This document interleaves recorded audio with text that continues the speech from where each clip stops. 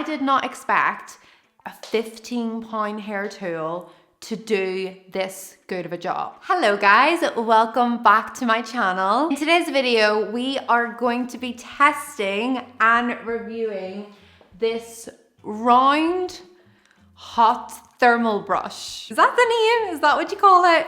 Anyway, basically these are going viral at the minute. And I thought, well, I want to get my hands on one and try it out. And guys, this was only 15 pounds.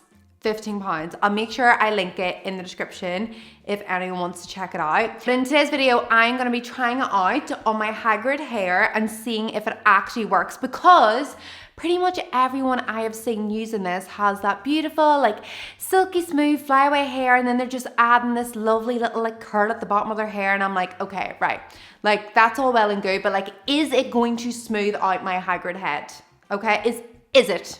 That is always the question. So if this works well on my hair, then it can work well basically on anyone's hair. I'm gonna put it at 180 degrees. It goes up to 200, and I think it goes as low as 140. And I'm gonna use this Cloud9 Magical Quick Dry Potion. This is a heat defense, but it's also really good because it dries really quickly. And whenever you're using a hot tool like this, you want to make sure that your hair is dried before you actually use it.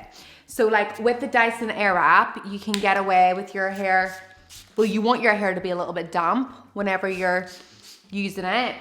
But with a hair straightener or like a tongue or a hot brush like this, you want your hair to be dry. I'm kind of just winging this because like I said, I used it the other day just to add a little curl at the end, but I haven't used it to smooth out my hair yet.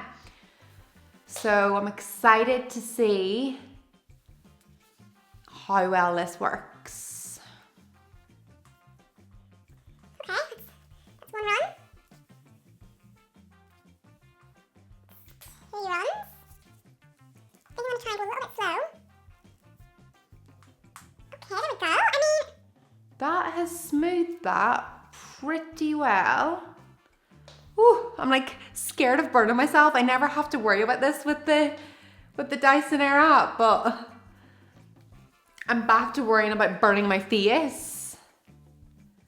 Okay, now I'm gonna try and just create that wee like little flick at the end.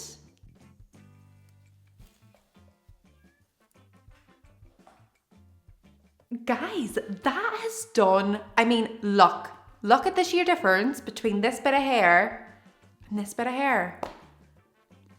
That is pretty top notch. Okay, I'm not gonna lie. It's very seamless at running through my hair. It's not, you know, like my hair isn't like getting caught, you know, it isn't catching. It's really, really smooth process of just running it down my hair. Wow. Okay guys, so this is this side of the hair done.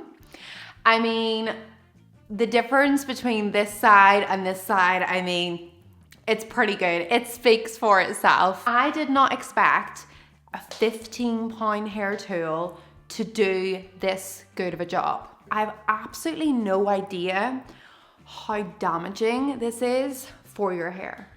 So, my first piece of advice is 100% use a good quality heat defense whenever you're using any hair tool. And also keep it on a low-ish temperature.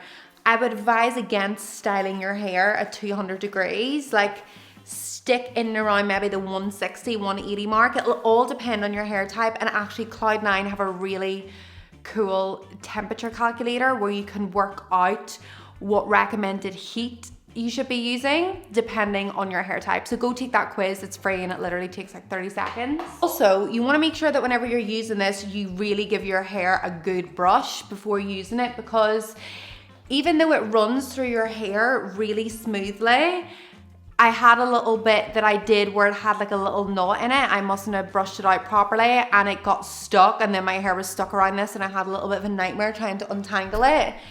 But that was my own fault for not brushing my hair thoroughly enough. So make sure you properly brush each section before using it, because it is like a hairbrush.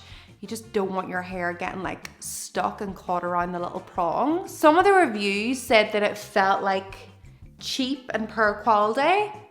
I'm not sure I necessarily agree with that. I think that it definitely, like, it feels plasticky, but I quite like it because it means it's really lightweight. So like my arm doesn't really get sore using it. Like I've just done my whole hair and like my arm isn't sore in the slightest, which is great.